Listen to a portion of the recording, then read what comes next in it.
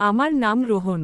আমরা বাড়িতে তিনজন থাকি, আমি, আমার মা রীতা, আর বাবা। মা খুব হাসিখুশি মানুষ, সবসময় গল্প করে আমাদের মন ভালো করে দেন। দেখতে তিনি সাধারণ, কিন্তু তার হাসি আর উষ্ণ ব্যবহার সবাইকে টানে। আমাদের আরেকজন আত্মীয় আছেন, আমার কাকা সৌমেন। তিনি অন্য শহরে থাকেন, কিন্তু মাঝেমধ্যে আমাদের বাড়িতে আসেন।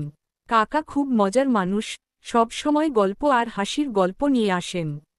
মা আর কাকার মধ্যে একটা ভাইবোনের মতো সম্পর্ক, যদিও কাকা মাঝেমধ্যে মাকে একটু ঠাট্টা করে মজা করেন। একদিনের কথা, মা আমাকে নিয়ে তার এক বন্ধুর বাড়ি গিয়েছিলেন। সন্ধ্যার দিকে আমরা বাড়ি ফেরার জন্য বাসস্ট্যান্ডে এলাম। হঠাৎ সেখানে কাকার সঙ্গে দেখা হয়ে গেল। আমি তো খুশিতে লাফিয়ে উঠলাম। কাকা, তুমি এখানে?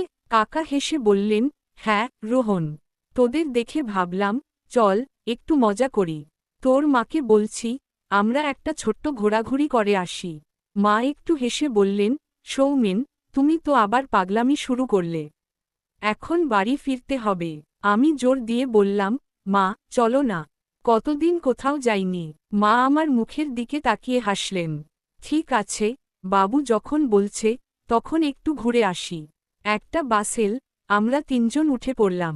3 সিটের জায়গায় আমি জানালার ধারে, মা মাঝে, আর কাকা পাশে বসলেন। আমি বাইরের দৃশ্য দেখছিলাম। হঠাৎ শুনলাম মা আর কাকা ফিসফাস করে কথা বলছেন। কাকা বলছিলেন, রীতা, চল, একটা ছোট্ট জায়গায় থেমে একটু মজা করি। মা হেসে বললেন, তোমার মাথায় সবসময় পাগলামি।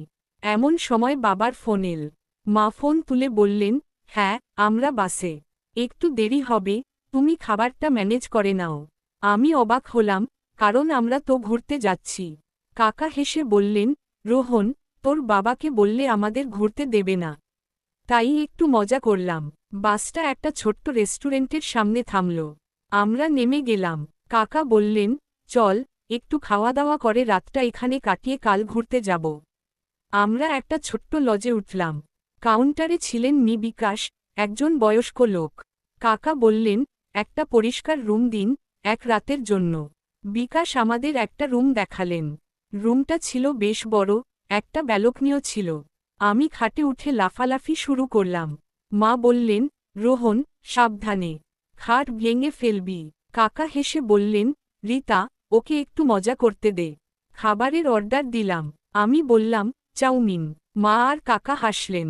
খাবার এল, আমরা গল্প করতে করতে খেলাম। খাওয়ার পর কাকা বললেন, রোহন, চল, তোর মাকে একটু মজার খেলা খেলাই।